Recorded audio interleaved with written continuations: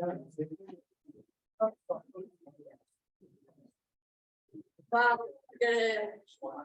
we're gonna hopefully help people get on Zoom soon or show up, but I'm gonna go ahead and get started, so everybody can have their time.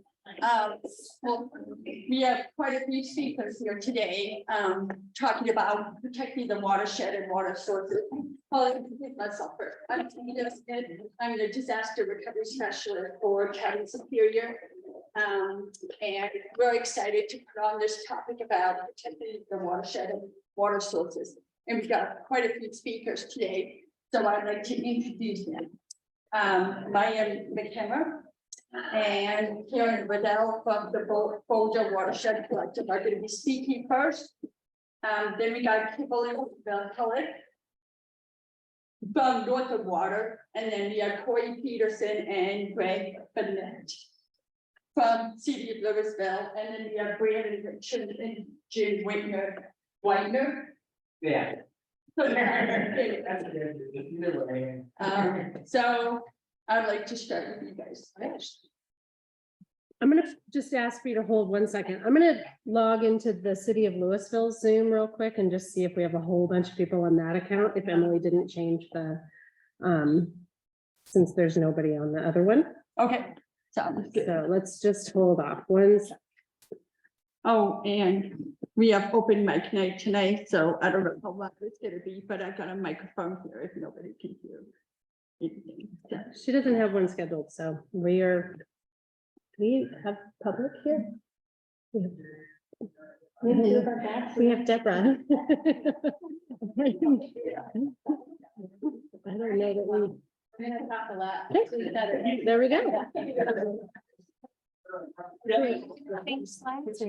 Okay. yeah, so tell me next. Okay. No, 14 minutes. Okay. Karen and I are gonna get through all the slides.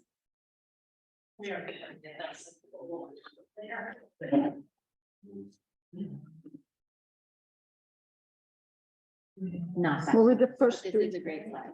Okay, Yes, okay. So you can go to the next slide. okay.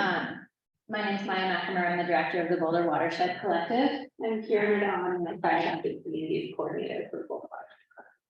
And we are a nonprofit organization, a community stakeholder driven organization that started in 2015. We were kind of started up after the 2013 flood event, and we were called the 4 Mile Watershed Coalition then. We were just focused on 4 Mile Canyon, which is a very tiny area, a tributary to Boulder Creek. And they had a wildfire in 2010. They had flooding associated with that wildfire in 2011 and 2012, and then they had the big flood in 2013. So it was a very long recovery process for them. And by the time we got started in 2015, there was a lot to do. So even these, 4 years after the fire and 2 years after the flood. So we do a lot of stream restoration and water quality oriented work, but we also now do a lot of wildfire planning with communities and are developing multi-landowner forest restoration projects for wildfire mitigation. And our 3 program areas here, we have community engagement, watershed restoration, and climate adaptation and resilience. So those are kind of the 3 primary areas that we focus on. Next. So what is a watershed? Maybe preaching to the choir here, but I like to put this in just to not assume that everyone knows what a watershed is.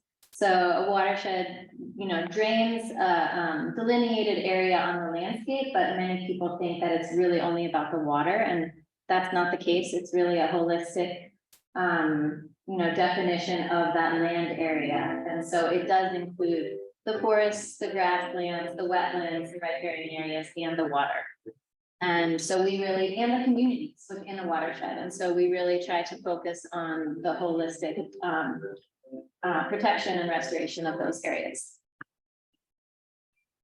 This is the St. Vrain Basin. So we primarily focus on the lower, the southern portion of the basin, the Boulder Creek watershed. And you guys maybe don't need to know this, but I was going to try and orient people to Boulder Creek, South Boulder Creek, and Coal Creek here, and how those all converge. So where does our water come from? I mean, this is actually this is the question that people really don't know where their water comes from most of the time. And so lucky to have Northern Water here today as well, because we all get water from the upper Colorado River Basin. And so everything that's happening with the Colorado River and water quantity issues also affects us here on the Front Range. This map is hard to see, but it's on Superior's website, so you can, it's actually a really great map to show where water does come from and how it's distributed from the western slope and then to all of our communities.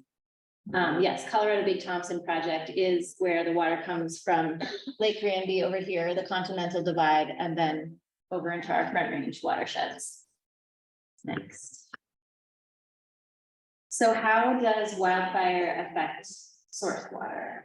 On a very basic level, when there's a lack of vegetation to absorb the water, the soil becomes more prone to erosion, debris flows, mudslides, and sometimes you can have, with high intensity, high heat fires, you can actually sterilize the soil, it becomes hydrophobic, and then you don't have the absorption into the soil, and so there's sheet flow off of the watersheds. And in areas like we have here in the upper watershed where you have really steep slopes, this enables a lot of erosion and debris flows. Oh, it looks like it didn't finish that last sentence there. Next slide. So this has a lot of words on it, but more of a, graphic to show the multiple impacts of potential contaminants and issues that can happen in a post-wildfire watershed. And I think the important thing for people, all of us who live on the Front Range, is that we all get our water from surface water, from streams. And so protecting the source of that surface water is really important. That is not an objective for private landowners doing wildfire mitigation in the upper watershed. Most people who live up there have wells, they use groundwater. And so the idea of protecting surface water is not a direct objective when we're planning these, when landowners are planning their mitigation projects. It is an objective when agencies, the Forest Service, are planning their projects, and it is more and more an objective that is being understood by those who live in the upper watershed. But I think it's a really important value that the lower watershed can share with the upper watershed. Next. Okay, so this is new wildfire susceptibility mapping, specifically for water infrastructure. This was completed recently by the Colorado Water Conservation Board. There were different values at risk and different data points that were integrated into making these maps. But this map is specifically for water infrastructure. They have a couple other maps that speak more towards composite risk or wildfire risk in general. But you can see that on the Front Range, actually you can go to the next slide. On the Front Range here and in our areas, we have a lot of red and orange, which is higher susceptibility for water infrastructure in the areas that we live and in the watersheds where we get water from. So these maps were intended to help communities prioritize high-risk watersheds specifically for drinking water. And this is really the beginning of this program called Wildfire Ready Watershed with the Colorado Water Conservation Board, and just another level of emphasizing that protecting watersheds for drinking water is highly important in these days where we have increasing wildfire risk and increasing wildfire severity. Thanks. Okay, I'm just going to talk briefly about a couple of fires that happened that kind of impacted the way that we think about how fires affect water. And those are the Buffalo Creek Fire in May of 1996. This one burned about 12,000 acres of the Pike National Forest and surrounding private lands. And Laura mentioned how high intensity fire can reduce the ability of soil to take on water. So in this case, This fire burned at that high intensity crown fires, about 8,000 of those 12,000 acres, which meant there was a lot of soil damage. So the erosion threshold, or the ability of the soil to take on water before erosion occurred, was lower. And so of course, then this was followed by a rainstorm just a couple of months later that resulted in the deposition of hundreds of thousands of tons of sediment and debris into the Strontius Springs Reservoir, which is a water source for Denver water. That picture on top is an image of what that looked like in the Strontius Springs Reservoir, and the photo on the bottom is actually sediment deposition on Buffalo Creek. So there was a lot. We can go to the next slide. So Denver Water was kind of dealing with the impacts of that still in June of 2002, when we had the Hayman fire, and that was at the time the largest fire in recorded Colorado history at almost 140,000 acres. That was surpassed just in 2020 by 3 fires. So it's still the 4th largest fire. So in combination with the Buffalo Creek fire, this one added a lot more sediment and resulted in more than 1 million cubic yards of sediment accumulating in the stretches. And just for context, that dam, I believe, was built in the early 80s and had already accumulated around 250,000 cubic yards. So this quadruple the amount of sediment in the reservoir. So after the fire, Denver Water was aware of the impact that that fire could have on their water source. So they took some action to try and limit that sediment deposition in the reservoir by using obstructions like blue bales higher up in the watershed to try and limit that. And additionally, in the years after the fire, they've made a big effort to plant trees and kind of restore that forested watershed to protect that water source. So they've planted 25,000 trees per year on 7,500 acres of Denver water property that was destroyed by that fire. And since more than $27 million have been spent to repair infrastructure, remove sediment, and restore the landscape around those drainages impacted by those 2 fires. We can go to the next slide. So these fires were significant in Colorado because they kind of impacted the way that we approach source water protection in the context of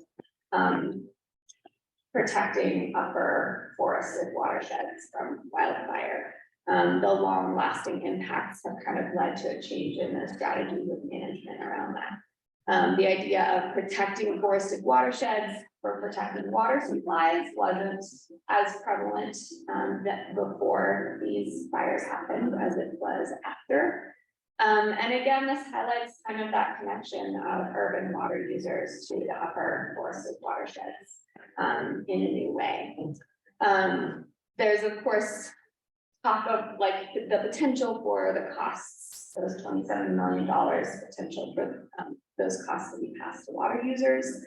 And then of course, in an era when water just isn't as abundant, it also highlights the need to protect our water sources, quality and quantity by protecting those forested watersheds, which Maya will talk a little bit more about how that's done. Okay, so how do we protect source water? So we work with many partners to protect our upper watersheds, including water districts, U.S. Forest Service, State Forest Service, cities, counties, municipalities, and communities. We do a lot of planning with neighborhoods and communities. And some of the ways that we protect the upper watershed is through fire mitigation and forest restoration, which includes tree thinning and prescribed fire. We don't do prescribed fire, but we work with partners who do, like the Forest Service. And this is intended to create landscapes that are better able to receive fire. So not to try to eliminate fire from happening on the landscape. We live in fire adapted ecosystems, but we're really trying to allow the ecosystem to receive fire in a way that is less damaging and actually can be restorative for the landscape, as it has been in the past in some areas. And by reducing fire intensity, we also can reduce potential erosion. So, and that's how we can protect water, source water. This is actually a picture of the prescribed fire that happened in April, right above Gross Reservoir. The U.S. Forest Service was able to burn 307 acres. You may have seen a lot of smoke one day. That was quite scary potentially, but that was a prescribed fire happening up there. They burned, I think, 3 different days. And there were a lot of successes for this fire. You know, there have been escaped prescribed fires recently. And so there were a lot of management changes that they made that really, I think, led to this being a successful burn. Some of those are, they use a snow prescription. So they were only able to burn when the north facing slopes, which are the denser, that more densely treed slopes, had snow on them. And so this was to reduce the potential of embers spotting and creating a spot fire. So they were burning south facing slopes here, which had been previously thinned over the past decade, probably. So they also were able to hire local resources from local fire districts who were up on the fire with them. And this was made possible by some of the bipartisan infrastructure bill funding. So it was nice to see that economic piece going back into our communities. And they had 24-hour coverage the entire time. This was a 2-week period where they had burned intermittent, had 24-hour staffing there to reduce the potential for spotting as well. So 307 acres was pretty good. They hadn't burned in Boulder County in 20 years. So this was kind of an important one to try to catalyze more prescribed fire in communities that accept that. Okay, so another way that we protect water quality is by reconnecting floodplains and restoring meadow systems.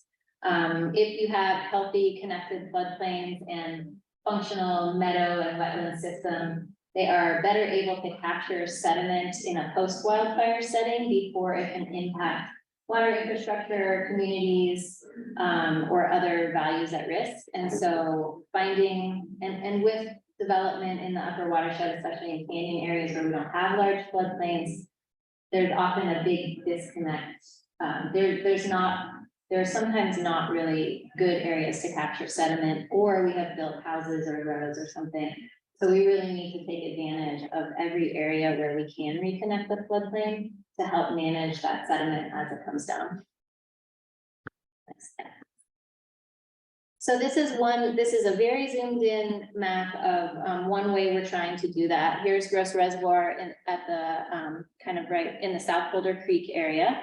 So Louisville gets some of its water from South Boulder Creek. So all the brown is mapped debris flow areas.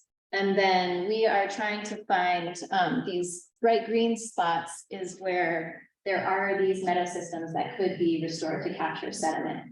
So we're doing this across the landscape in the upper watershed, and then we're going through and prioritizing and assessing those meadows so that we can hopefully be, you know, the fire's gonna come. We can hopefully be a little bit ahead of the game by really focusing in on those sediment capture areas. And then we also do legacy mine reclamation. This was something we learned in the 4 Mile fire. 4 Mile was a gold mining area, as were many places in Boulder, Gilpin, Deer Creek County. And that fire burned very hot. It burned a lot of mineral sites that we didn't even know were on the landscape because they had full mature trees on them. But after it was burned and then we had flooding, so much of those contaminated sediments were pulled into the streams and definitely contributed to affecting the way that Pembroke Water, specifically as a small water district up there, had to change their treatment process with their water to, you know, manage the new contaminants that were coming into their system. And so you can go to the next. So this is just a before and after picture of an area that we were able to pull the mine waste out of the drainage so that, and we saw an immediate reduction in arsenic downstream of where these piles were removed. So that's kind of a, off the beaten path way that we're protecting water quality, and each of these things is very incremental. There's no like one silver bullet that's really, the full answer to how you protect water quality, source water quality, but all of these things really do add up to creating a system that's more able to support the needs that we have in terms of water. Okay. Thank you. Cool, thank you, Karen. All right, please welcome people.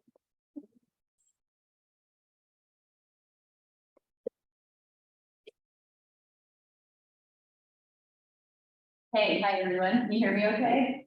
Great. So I'm Kimberly Mahelich. I'm a source water protection specialist with Northern Water. And I'm going to be talking to you specifically about our wildfire watershed recovery efforts for the East Troublesome Fire. I did want to talk a little bit about Northern Water. Maya queued this up perfectly, just kind of talk to you about who we are, how we get our water over to the Front Range before diving into the actual East Troublesome Fire itself, what sort of post-fire impacts we've seen, and then what we've been doing in terms of recovery and restoration. Okay, so this is kind of the map that Maya just showed. This is a map of the Colorado Big Thompson project system. So Northern Water, we jointly operate and maintain the CBT project. It's actually owned by the U.S. Bureau of Reclamation. And we also have the Whidney Gap project as well over on the west slope. So these two projects, they collect water, and you can kind of see on the upper left-hand screen our west slope collection system. We collect water from the upper Colorado River, upper Colorado headwaters, and we store it in the 3-lake system, Granby, Lake Granby, and then Shadow Mountain and Grand Lake. And we also have a storage reservoir, Willow Creek Reservoir, which brings water from the Willow Creek watershed. So what we do is Lake Granby is really the main storage bucket. We pump water from Lake Granby into Shadow Mountain Reservoir, which is hydraulically connected to Grand Lake, which is a natural lake. And then from there, there's a 13-mile tunnel, the Alva B. Adams Tunnel, which goes underneath Rocky Mountain National Park. And then it's gravity fed through the tunnel, and then it daylights right around Estes Park. And then the water goes through a series of pipelines and tunnels out to the Front Range. Our terminal reservoirs where we store that water is Horseshoe Reservoir, Carter Lake, and Boulder Reservoir. And then from there, it's delivered out to the municipalities on the Northern Front Range. Just a few stats. Like I said, we supply supplemental water for municipal drinking water, but we started as an supplemental ag supply. So we still bring water to the Northern Front Range. We help to irrigate over 600,000 acres of farmland. We supply supplemental drinking water to over 1 million residents. And our district boundaries, our service area covers 8 counties, excuse me, really from Broomfield up north, excuse me, and then along the South Platte to the Nebraska border. And then this is just a few features of the CBT project. We have about 12 reservoirs. There's 35 miles of tunnels, almost 100 miles of canals. The project also generates electricity along the way. So there's 7 hydroelectric plants and then 700 miles of transmission lines. So that's Northern Water in a nutshell, and why you might care about things that are happening in Grand County, such as the East Troublesome Fire. So East Troublesome Fire occurred in the fall of 2020, and 2020 was a really big fire year, if you might recall, for Colorado.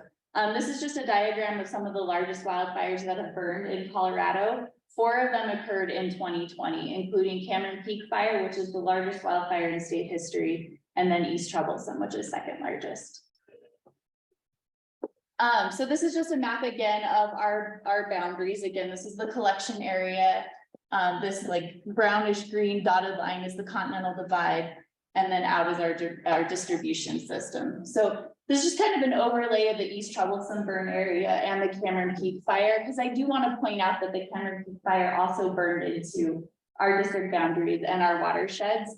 But where the burn area is located, we have the ability to divert water and potentially impacted water from Cameron Peak.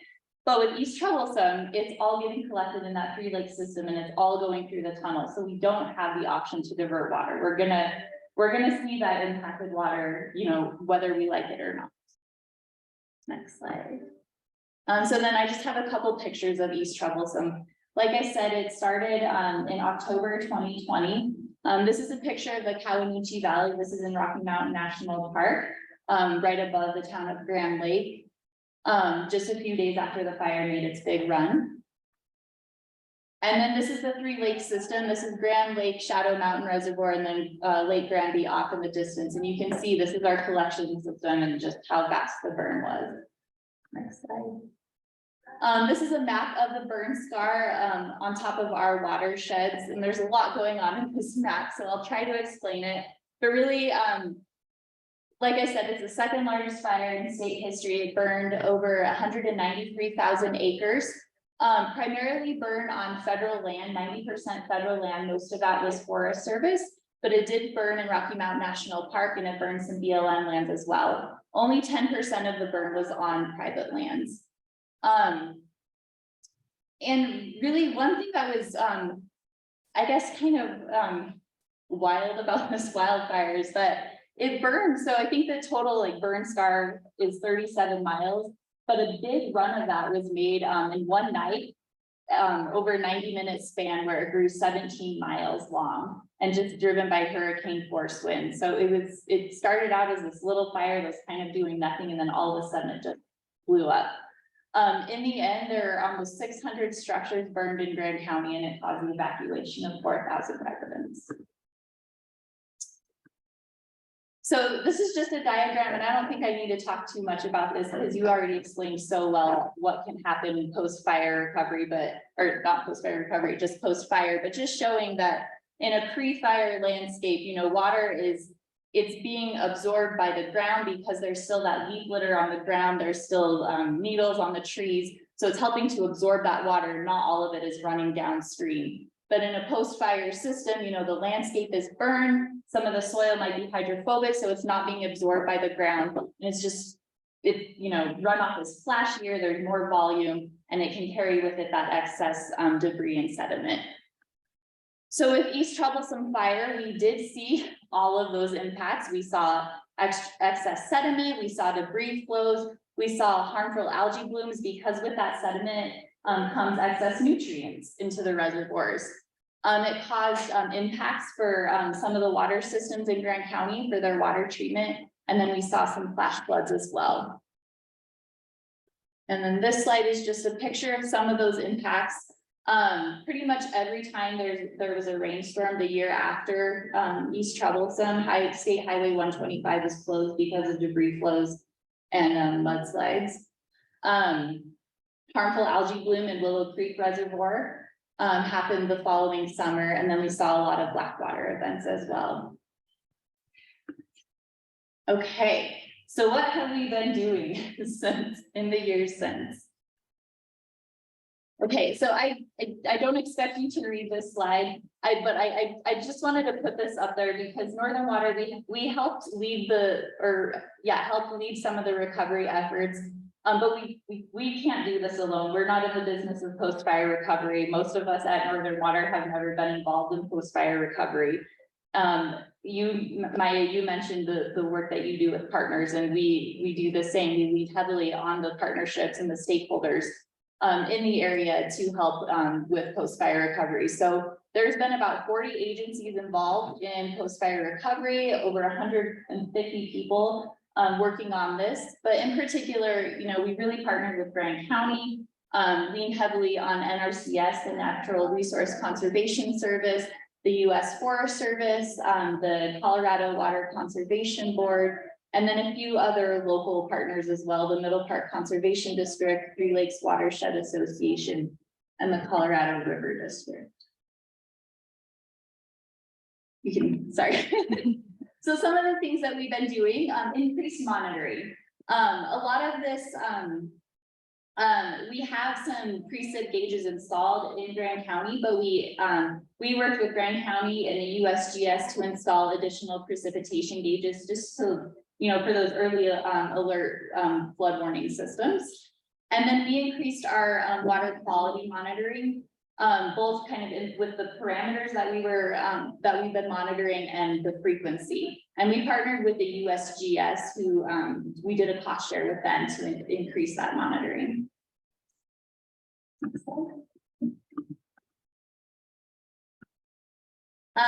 We've worked a lot with the community just to kind of engage them, like in Grand County in particular, let them know what we've been doing. So we've sent out fact sheets. We created a website with Grand County, the GC Watershed Recovery.com, where you can go and you can see where projects have been completed and what types of projects those have been done. We've hosted town hall events to let the communities know. And then we also partnered with several organizations for the self-serve station, where we put out like straw wattles, sandbags, where homeowners could come and help do some protection on private lands as well. Next slide. Okay, and then these pictures are gonna fly.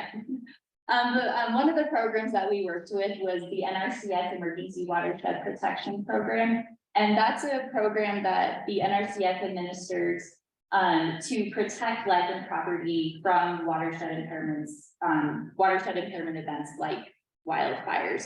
So a lot of these projects that I'm gonna show you were funded through the EWP program and cost shared with the Colorado Water Conservation Board.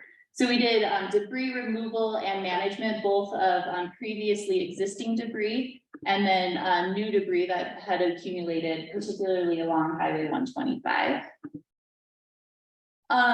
This is a bridge that crosses Willow Creek just upstream of our storage reservoir, Willow Creek Reservoir. And Willow Creek watershed, it was like 90% burned really severely. A lot of it was highly severely burned. So there was a lot of sediment accumulation at this road crossing at this bridge. So we worked with, through the EWP program and CDOT to do sediment removal at this bridge. We installed debris booms at Willow Creek Reservoir in Grand Lake, just above our tunnel, to stop floating debris from getting into our infrastructure. This is just a picture of them doing some of the debris removal. We installed a sediment basin at Stillwater, which is a tributary just above Lake Granby, to try to trap some of the sediment that might be coming into the reservoir. We did some hill slope gully erosion controls, things like erosion logs and rock check structures to help prevent some of that hill slope erosion. Aerial seeding and mulching. So we work both on private lands through the EWP program and the Forest Service through a participating agreement to do mulching. And that is pretty much it. So looking kind of this year and beyond, I mentioned that participating agreement that we had with the Forest Service. That's a 5-year agreement. We signed it last year. We're just about ready to add 5 million to that agreement. So right now we have about 16 million for that agreement, really to look at additional watershed recovery projects, kind of looking not just on private lands, but what else can we do on Forest Service lands and above, like in the higher watersheds.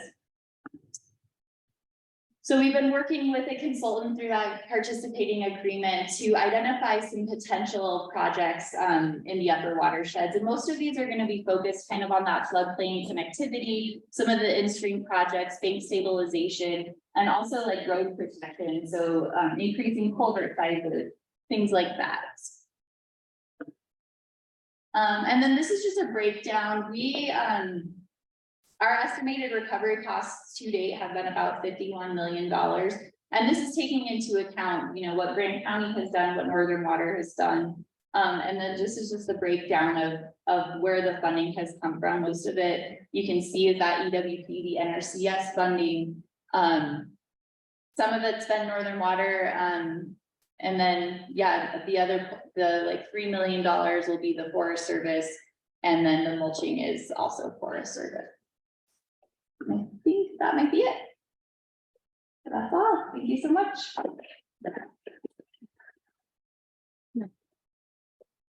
All right, so next we will have City of Louisville, Corey and Greg. Corey first. Yes, I'll kick us off. So my name is Corey Peterson. I'm with the City of Louisville. So I'm going to kind of go over our planning process and take it down to more of a local level. So what we're doing here at Louisville. In the mid-90s, the Congress reintroduced and reauthorized the Safe Water Drinking Act.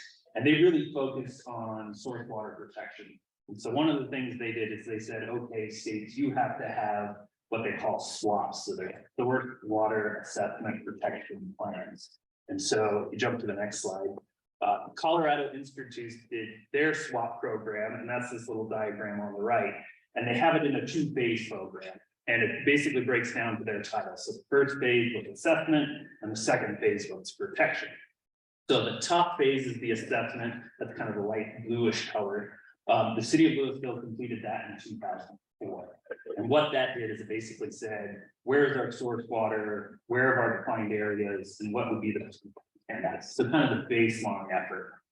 The greenish level, the protection pieces, we were able to complete in 2018, and we did that with a grant through the state and had some help with Colorado Rural Water Association to complete that process. And what that did is it kind of gave us concrete, real implementation processes that we could implement for the actual protection.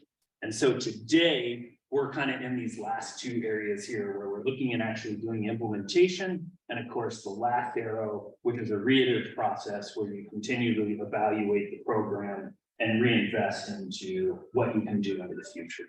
And similar to all the other conversations, we have big partner agencies that allow us to go through this. So we work with our surrounding cities, Boulder County, Keep It Clean, all the folks up there. Because us as a small city, it's hard to implement these big projects. And so you try to build on to what everybody else is doing.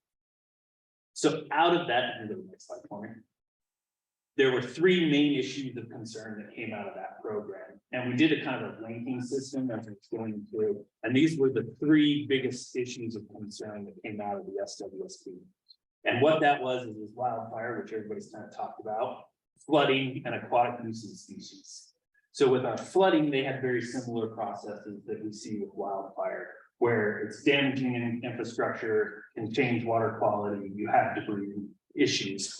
And this is something we experienced in the 2013 flood with our Louisville intake in that top corner.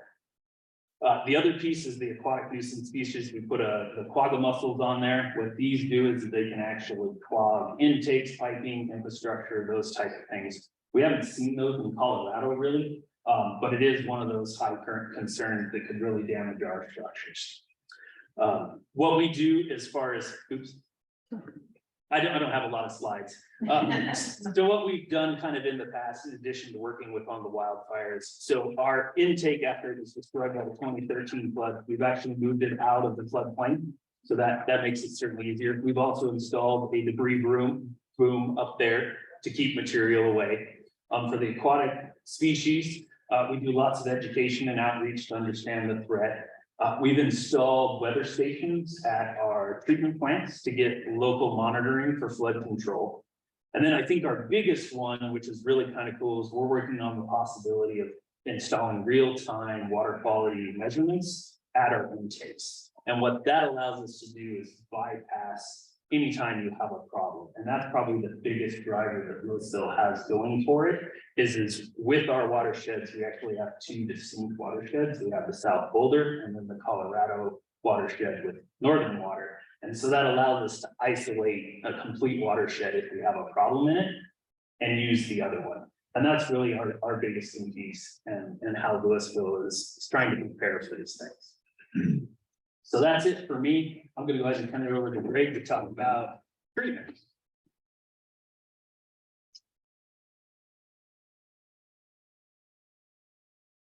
And you can take your time. Okay. You're sweaty. All right. Must feel like a speedy. In that case, we're gonna be here for a while. Source water, very cool. Treatment's where it's at though, so.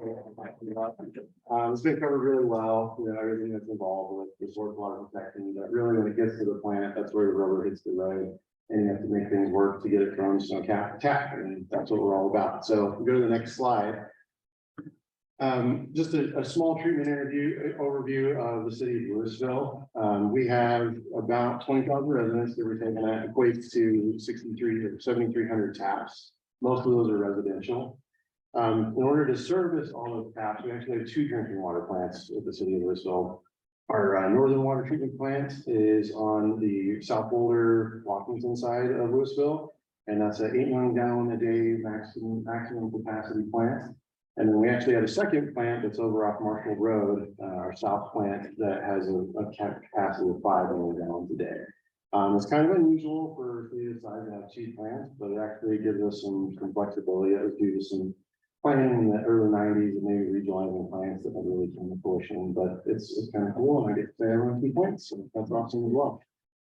What that kind of runs into is our flow rates. That's really what drives water operations, is production and demand. So wintertime, we're making about 1.5 million gallons a day of treated water. And we have to service 3 pressure zones in town. So we have 3 storage tanks that we have to maintain levels on. But summer averages obviously much higher. And so when you see that comparative difference, where's that all that water going? It's going on the ground, it's going on the turf. In order to water lawns to make everything green. It's just kind of a causality of where we are. And I say that as somebody with the lawn, so I'm just as guilty as everybody else. But what that ends up causing in treatment is a big change in your demand in your swing. And because of that, we have to run both of those plants, mainly in the summertime, in order to meet those demands and do so in an efficient fashion. So we can go to the next slide. So that kind of gives you the idea behind what it takes to keep the plants going. But this is where source water really makes a big difference on how we treat the water. So there's a lot of seasonal variability. I mean, obviously in wintertime, things are pretty stable. We kind of expect what we're doing, and it's such a low flow rate that it's easy to keep it stable. But as you get into spring runoff, a lot of fire effects too. You know, there's a lot of changing, a lot of sediment things that come down through rivers and streams. You have to adapt to that. And then going on into the late summer, early fall, your water quality kind of takes a dip again. You know, algae starts becoming an issue. The quality of a reservoir gets worse the further down you get, and you have to make an adjustment of that. Additionally, you have different raw sources that you're bringing in. Of course, we have northern water and we have South Boulder Creek water. And then as soon as you put it in a reservoir, that changes the makeup of the water as well. So when you have those different sources and when they're available, it really changes what you have to do to the treatment process in order to adapt it and keep it at a high quality level going out to your residents.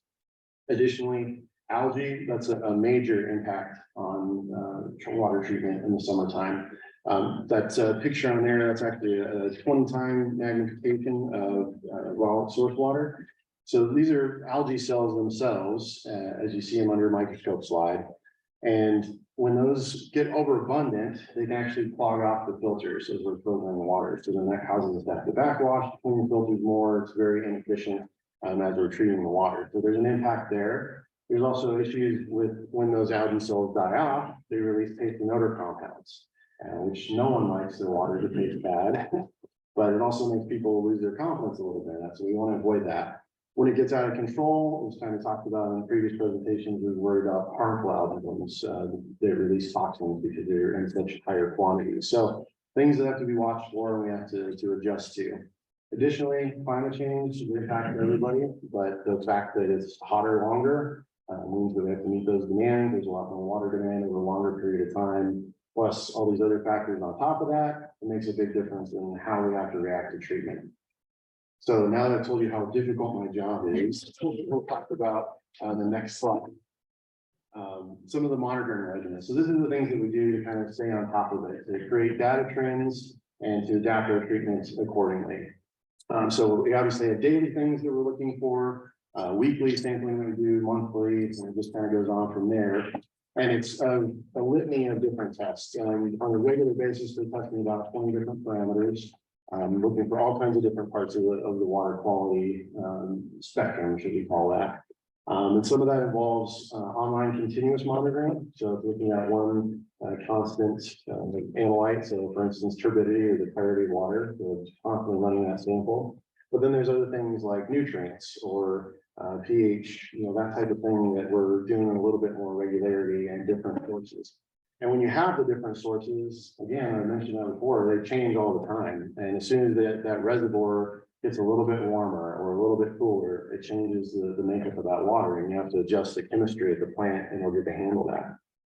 But again, it's all about data. We collect so much data, and we have to take it, try to interpret it, and make the change from that. And we use a pretty heavy duty database system called WIMS to do all that and help us to make data driven decisions as we adjust the treatment process. Next slide. So that's just the regular day-to-day treatment operations. There's some additional things that we do that specifically to the city of Louisville. One of the things that we use and we've had for a little while here is what's called the flow cam. And this is a really interesting piece of equipment. What it is essentially a laser cut microscope slide that processes a sample through it, and then a high-speed camera takes pictures of that sample that goes through that slide. And then it has programming in it that use machine learning to pick out the different types of algae cells. And there's hundreds of different types of species of algae. And it analyzes that and it gives us that data. And then we're able to use that to make treatment decisions. We know that there's this type of algae is starting to become an overabundance. So we need to make an adjustment. Or that it's looking healthy and we're happy with where it's at. So it saves hours and hours of time of highly trained time, because if you were to sit in front of a microscope, you'd have to know exactly what you're looking for and why that's a problem. Whereas this machine can do that a lot more efficiently. So it's an amazing piece of equipment. I mentioned reservoir monitoring. So in addition to taking grab samples and doing some of that online instrumentation, we have what we call our thin film buoy. There's a picture of it there. And what that is it has a probe that has 9 different water quality parameters on it. And then it's attached to an electronic winch. And what that does is it moves that parameter probe up and down through the water column of the reservoir on a regular interval.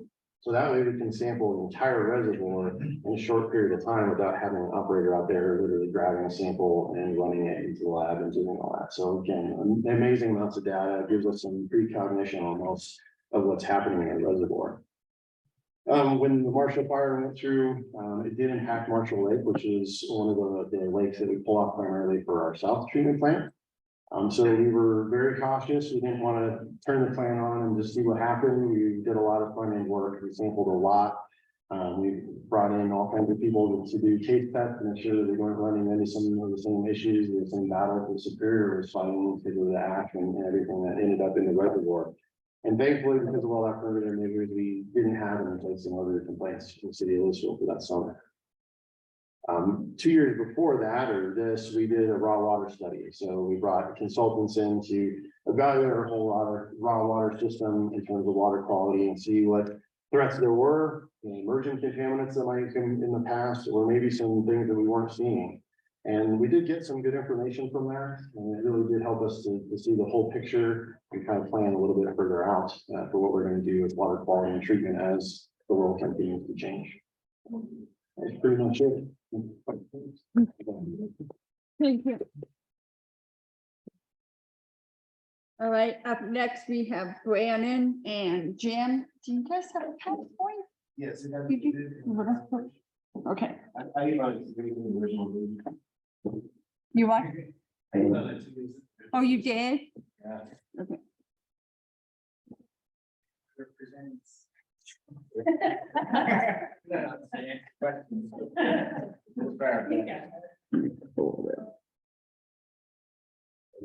It is in her original presentation.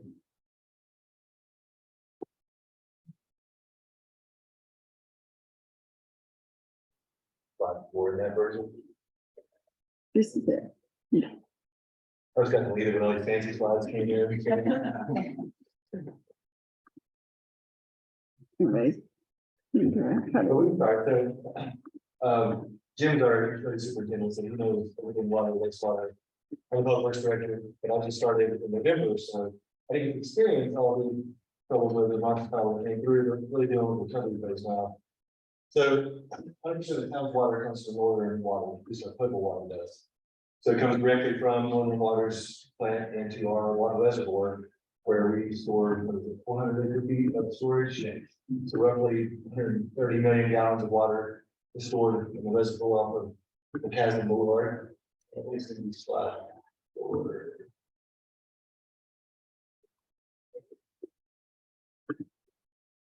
But we have 130 million gallons of storage there in the reservoir. Whereas then come through our water treatment plant and on average in what, winter we're doing 1 million gallons every. Yeah, roughly, and then in summertime, we do up to 3 to 4 million gallons. The same thing as Louisville, where people are just irrigating and sprinkling, we see those high demands come through in the summer. And the plant itself, I think capacity wise, is about 5 million gallons, what it can do. So after the Marshall fire, that was it. Is this it? The next one, the one that you just had. Yeah. There. So after the Marshall fire, the water reservoir, which is pictured there in the bottom left, was directly impacted from fire debris, ash, et cetera. So, and also the distribution system itself was also impacted. On that top right picture, you see our booster pump station there that was burned and inoperable. So when that happened, there was a major flushing and testing exercise throughout town, mainly the flushing system, and that was our main objective was to get, or the team main objective. Well, yeah. The big problem was the ash came into the reservoir, you can see ash all along there. The ash was piled almost 3 feet high, all the way around the reservoir, and we had to go out and get a back truck, and we sucked all that ash out. And the direct impact to the reservoir was mostly a taste and odor issue. We did all the testing, flushed all the hydrants. Along with Louisville having to do the same thing, we had to take a lot of VOC testing, E. coli testing. We had a compliance issue with we had a board order for the first few weeks or something. So we got through that with all the flushing. We had a lot of utilities, Broomfield, Westminster all come in and help us out, and we got our system flushed. But the problem remained with that taste and odor issue, and we had smoke and ash directly from, because this is our main reservoir where we get our water. We only have one. We have one reservoir, and we have a couple of different water sources. One being the CBT water, which is about 100% of our water. We can get some from Marshall Reservoir, but we can pick and choose that. We don't have to pick it in. So we, of course, didn't do that. So we got hundreds of calls for taste and odor. So we worked with consultants and all the experts, and we decided on a system that would take care of all that. And this is a system called the granular activated carbon system. We had it installed in July, beginning of the summer. And that pretty much takes out just about any compound that comes in from any debris, fire, anything. And it quickly changed the issue. I mean, it was within a week that all those problems went away. So that's kind of our main protection against any debris, any fire issues. Plus, we just started doing stream testing. So we're gonna have to do this too. We're on PFAS testing all the water before it gets here to see if there's any issues with that. Which is one nicety of the gas system, and we'll take out the PFAS as well.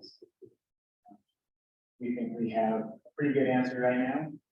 And we continue to monitor all the water, just like Louisville has to do. We have CDPHE that we have to be constantly monitoring and all of that stuff. So that's about it.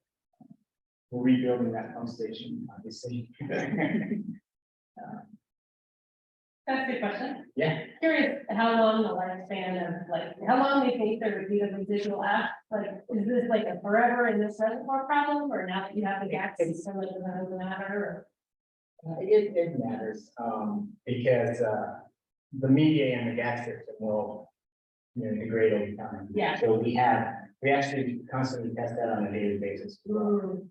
So, I think they're still even, they're still detecting. there's still that is done over, we have all the odor testers still working on it. And, We did learn their certified odor testers out there. Hazel ring. Hazel rangers. Yeah, so the media, they're testing the media and the water as it's in operation, so we can get a good idea of when things in media. And when this problem's gonna go away. It has diminished, but it's still there. And they said it could last a year to 2 years. Depending on, how much ash we did get out. We got a lot of it out, but it was a direct hit.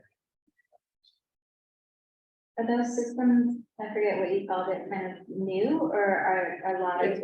I mean, it's been around for a while, but they have different mediums that they can put it in them. What's our, Depending on what you need. Yeah, ours is ingenious carbon and they use coconut. And they study both of the media for our actual problem. And we did some lab testing before we actually put it in the play. We didn't just test out, see if it worked. So we have a lot of experts looking at it and testing it. And they decided on a certain media that we implemented and it works. So, And it takes a few bucks. and it takes. and that's why they're getting really popular now, like. Naturally, I mean, because of the PFAS issues, like they're one of the few things of reverse osmosis and additional treatment that can remove those compounds. We got that. It's really amazing that the system did really well considering the direct impact it took Yeah. from the wildfire and the question that the team did. I think even our VOC testing, I think we've had no hits for all the, we test every service where at one point we were testing every meter that went in, but we got no hits to say, reduce that testing requirement. Right, we're still replacing all meters and making sure that there's people that have them. We try to get it there, we do smart meters. And, it's a big problem with treading the water.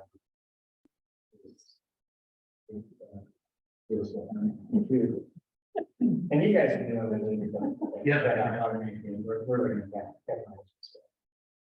And I think the other thing is we're the interconnections with other local municipalities.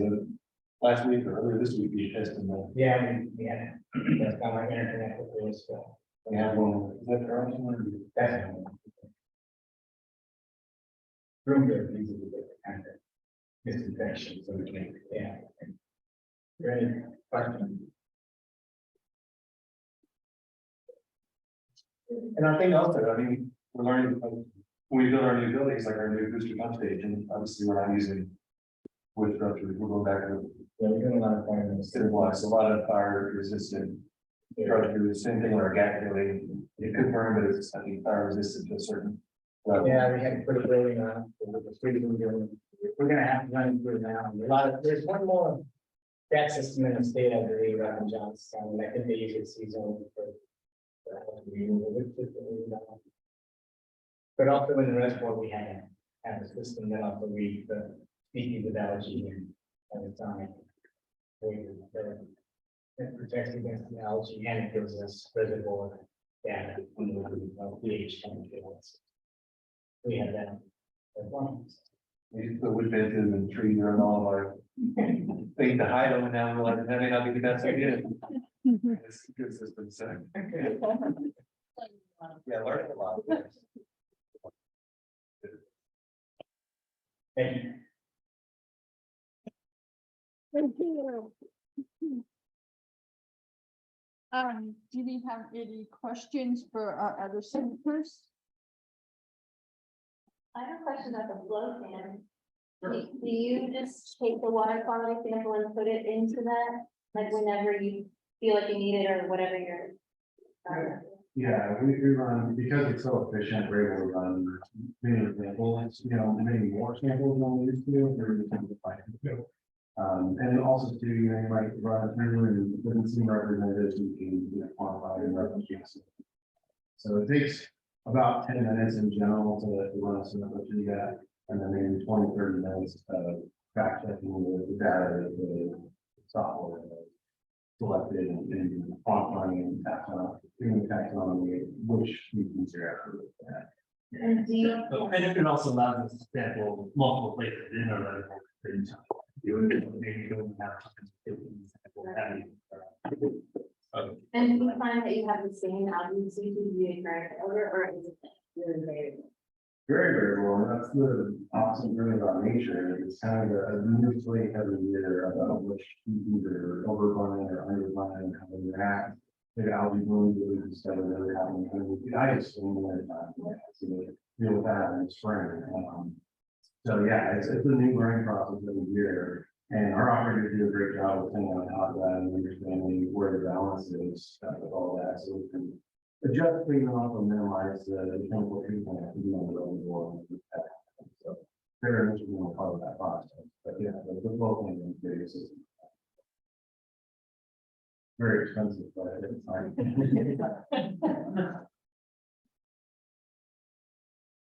I have a question about the 9 remediation project we did. What was like the logistics? Like, was it really close to a road? Like, how did you get the actual material out? Well, that one was actually a very inaccessible area, the photos that I showed, and so the minus is actually not out. We just pulled it, we excavated it out of the drainage and stabilized it on some upper slopes. We have excavated tailings out of the floodplain before and taken them to Erie. For the hazardous materials landfill there, but I mean, it is hard to dispose of those things, it's expensive, and a lot of that money is in inaccessible areas, so hauling it out is hard. Okay, I was gonna ask you, why did Boulder decide not to do control burns for almost 20 years? Actually, the city and the county of Boulder really prescribed gardens frequently, small scale. But the US Forest Service, I don't know why they haven't done it in a long time. There has been a lot of controversy with the treatment and the relationship between the communities up there and Forest Service. And so this was a really big burn just from the social side to see if those mountain communities would accept it, and it actually went really, really well. The conditions for burning are also very tight. Yeah. Winter, with the air quality in the front range, with moisture, your fuel types and that sort of stuff. So, to do a control burn, has been difficult to do. It's not the easiest thing to do, to put fire in the ground and let it go. And then they've also had a couple of incidents, that have gone out of control and actually killed 2 people. So I think there was a lot of hesitance on doing that. But there's a lot of control factors now, hopefully with the, and the Forest Service is getting more aggressive too, I think, a long time, they've kind of like, yeah, we don't want to put fire. But I think, they probably have always known that there's a lot of good benefits that come from a prescribed fire, but to get the community backing is probably hard. A lot of logistical and planning issues that make it difficult to pull off, in addition to the weather conditions having to be perfect, but, I mean, tree thinning without prescribed fire is not really, the evidence doesn't show that to be effective or as effective, and like, that's what's happening right now. There's a lot of tree thinning without prescribed fire, so we really have to create that balance in order for the work to really be impactful. That is time. I have a question, I don't know who to ask, but I'm wondering, there's a lot of activity around wildfires. Is there a lot of activity around grass fires, which is what caused the Marshall fire? And that's a different kind of fire, right? Different treatments. How do we manage that?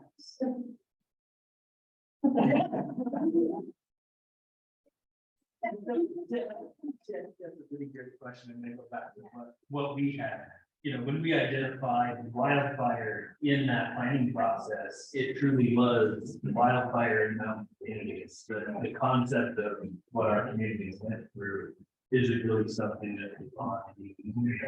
And so it's making it up and adapting what we've learned in mountain communities to what we see in urban. So did the market fire was pretty hot also, but did that, keep the ground from absorbing water and rain? Yeah, it snowed the next day. Did you see any impact from the watershed?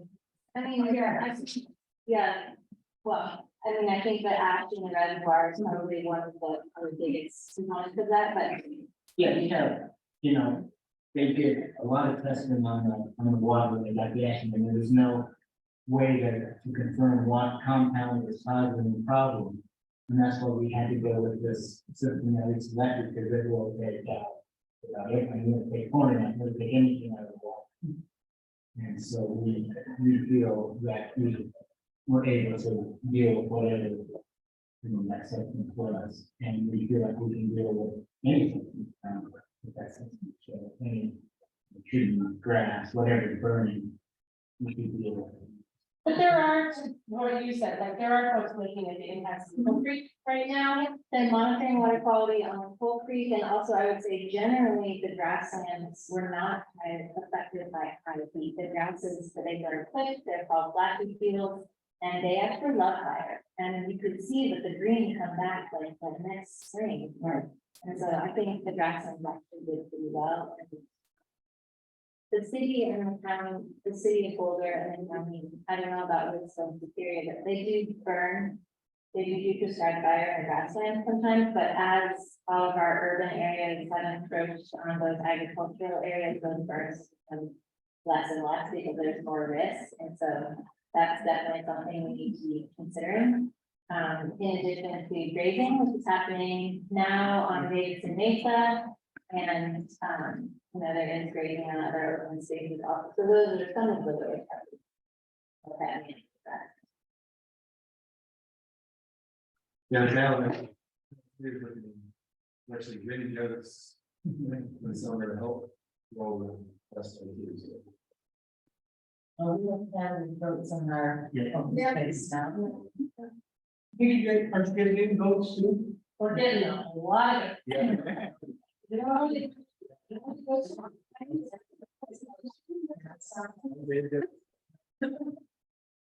Yes. All right, no more questions? Well, I just want to say thank you for everybody that gave their time today to present to this. I hope you all learned a little bit more from each other. Our next disaster education series will be wildfire risk assessment, open house on May 24th at the Louisville City Hall or on Zoom from 6 to 8. So feel free to come to that and spread the word, because we would love to have more people come to that as well. And we will also have more topics in the summer coming as well to be determined. So keep a lookout for that. And thank you for coming, and you're plenty of time.